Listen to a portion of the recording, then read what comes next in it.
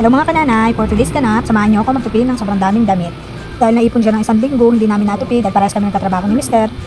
Pag day off namin, doon na kami nakakapag-asikaso sa bahay. Siyempre kahit pa paano, nakakatulong naman sa akin yung panganay namin, nakakapagluto na siya ng sinaing, nakakapaghugas na siya ng plato. Pero siyempre, hindi naman lahat ng gawain bahay ay sa kanya ko iaasa. Kasi hindi pa naman talaga niya kaya. Pero malaki na rin yung pasasalamat ko na kahit pa paano, nakakatulong na siya sa amin, di ba? Kasi mas kailangan namin magtulungan ng Mister sa trabaho dahil nga 4 na yung anak namin, 3 na sila mag-aaral, yung gamit nila sa school, yung baon nila sa araw-araw, di ba? Sobrang dami ng gastusin, hindi hindi ko tutulungan si Mister sa pagtatrabaho kasi nga sobrang hirap, di ba? Eh ngayon pa naman ang mahal ng mga bilihin, syempre kailangan budgetin natin yung mga kinikita natin. Kailangan talaga natin magtulungan. Kasi kung nasa bahay lang ako, si Mister lang magtatrabaho, ano mangyayari sa amin, di ba? 4 yung pinapakain namin, 3 yung nag-aaral, ang hirap.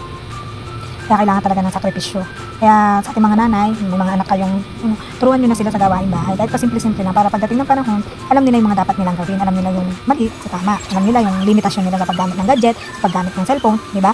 Alam nila yung mga gagawin nilang sa bahay. Para pagdating ng panahon, magkapamilya man sila, hindi sila magiging pabigat sa pamilya. Kaya nilang i-handle yung magiging pamilya nila kasi hindi naman lagi kasama natin sila, hindi naman habang buhay magagabayan natin sila kasi siyempre magkakaroon din naman sila ng sariling pamilya nila, di ba? Kaya dapat ngayong bata pa lang sila, alam na nila yung mga simpleng gawain, di ba? Marunong sila magtrabaho, kaya nilang pagtrabahuhan yung mga bagay bagay. Kasi kung hayaan lang natin sila na maging na umasa lang sa atin ng umasa, di ba? Kawawa naman kasi magiging pamilya nila sakali, di ba? Kaya dapat ngayon pa lang matututunan na nila yung mga simpleng gawain, simpleng pagtatrabaho, di ba? Hindi naman porke inutusan natin yung mga bata eh.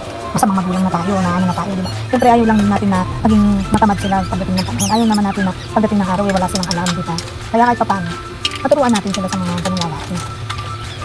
Kaya yung anak kong pangalan, marunong na siya magsaing, marunong siya magugas ng plato. Hindi naman lahat ng gawain sa kanya inaasa. Tinuturuan ko lang siya kung anong dapat gawin. Kasi hindi naman nga habang buhay kasama namin sila. At least, mawala man kami sa tabi nila, o di ba? Kaya niyang i-handle yung mga kapatid niya, kaya niyang handle yung mga kapatid niya, o hindi man yung mga kapatid niya, yung magiging pamilya niya sa pagdating ng araw, di ba? Kaya di sila magiging kamagita ko. Kaya sa mga nanay dyan na huwag niyong hayaan na malulong sa gadget yung mga anak niyo. Hindi naman natin sila inaalisan ng karapatan na mag-cellphone, laro. Pero dapat may limitasyon niya. Kailangan naka-oras din yun. Kailangan kahit nag-gadget sila, naglalaro sila, may alam pa rin sila sa gawain bahay, di ba? Mahirap naman kasi yung pagdating ng panahon, wala silang alam na gawain. Pagdating ng panahon, hindi nila alam kung ano dapat yung gawin nila. May mga pamilya na sila. Hayaan ba natin na maging pabigat din sila, na maging sakit lang sila ng ulo ng magiging pamilya nila, di ba? Mahirap yung yun. Dapat magtulungan. Dapat sa pagdating ng araw, matuto sila sa mga bagay-bagay na di ba? Kaya ako kahit na araw-araw ako nabubunga nga sa kanila, may nagiging bunga yung pagiging bungangero sa kanila. Kasi may natutunan sila kahit paano. Yung nakakatulong sila sa amin. Yung ba simpleng nakapagwalis siya, nakapagwalis siya ng plato, pagdating namin ng kapay niya, nakapagsain ako, di ba? Ang laking alwan sa amin. Ang saya-saya na nakakawala ng pagod pagka ganun nakakakita. Di ba? Yan. Dahil wala na ako masabi, panoorin nyo na lang kung ano gagawin ko. Yan. Siyempre, nagpupunas-punas na lang ako dyan.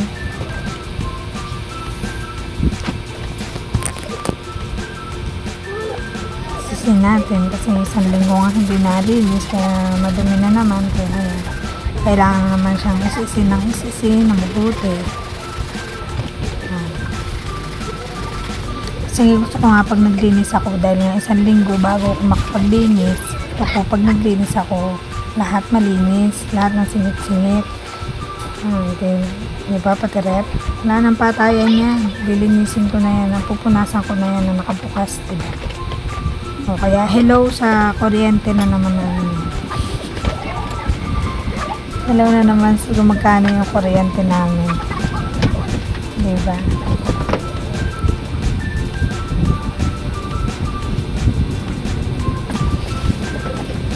Gusto ko kasi kapag naglinis ako. Pati rep, lahat.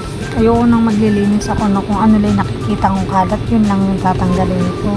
Siyempre pag naglinis ka na, lahat nalinisin mo na, diba? Kasi nga, next week na naman, bago ulit makapaglinis, diba? Yun, kaya kailangan malinis na.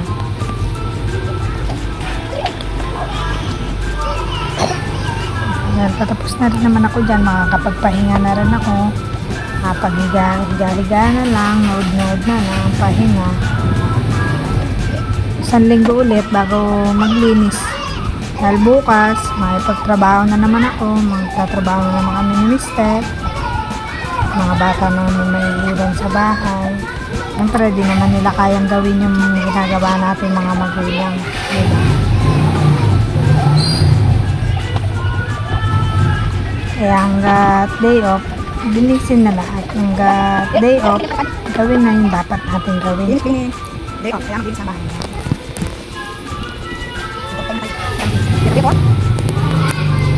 So guys, ayan.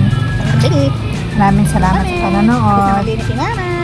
Like, share, video. Kami ng baby. Nakaligo na rin ang baby namin. Thank you for watching.